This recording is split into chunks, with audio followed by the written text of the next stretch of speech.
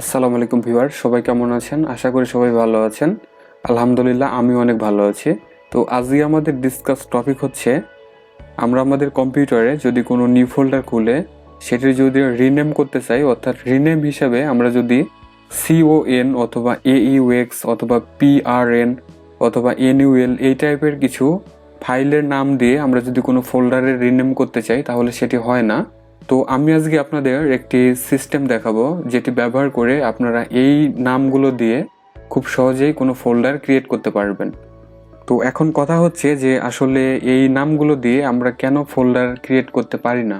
তো এটি আমাদের একটু জানতে হবে। কারণ হচ্ছে MS যে ডস আছে, অর্থাৎ মাইক্রোসফট ডিস্ক অপারেটিং সিস্টেম আছে, তো এটির যে ডিভাইস ড্রাইভার নেম আছে এটি কখনোই ফাইল নেম হিসেবে করা যায় না।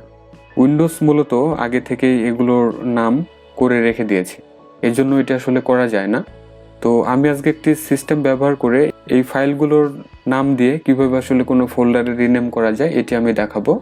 তো চলুন তাহলে শুরু করা যাক। প্রথমেই আমরা ডেস্কটপে মাউস রাইট বাটন ক্লিক করে নিউতে যাব। নিউতে যাওয়ার পরে আমরা ফোল্ডার সিলেক্ট করব। তাহলে নিউ ফোল্ডারের একটা অপশন আমরা দেখতে পাচ্ছি। এখন আমাদেরকে কিবোর্ডের অল্টার কি প্রেস করে 255 এখানে টাইপ করতে হবে।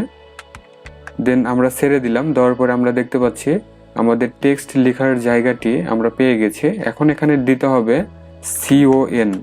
তো আমরা কন দিয়ে দিয়েছি। এখন যদি আমরা এন্টার প্রেস করি তাহলে দেখুন ফোল্ডারের রিনেম হিসেবে CON আমরা দেখতে পাচ্ছি।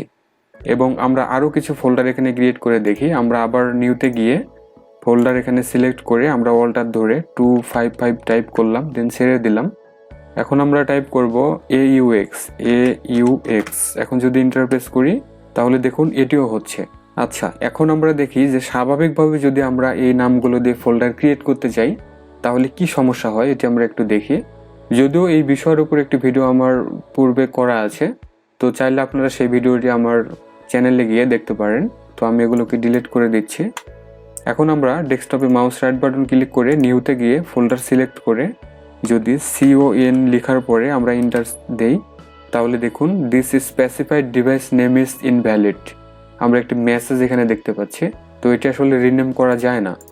তো ভিউয়ার, আই হোপ এই টিপসটি আপনাদের অনেক মজার লেগেছে। আর টিপসটি যদি ভালো লাগে এবং নতুন কোনো বিষয়বস্তু যদি শেখা হয়ে থাকে তাহলে আমার চ্যানেলটি সাবস্ক্রাইব করুন এবং পাশে আসা বেল বাটনটি প্রেস করে রাখুন। এই ভিডিওটি আপনার বন্ধুদের মাঝে শেয়ার করুন এবং তাদেরকে দেখার সুযোগ করে দিন। আর আমার চ্যানেলটি অবশ্যই ভিজিট করবেন। সবাই ভালো থাকুন, সুস্থ থাকুন। Thanks for watching.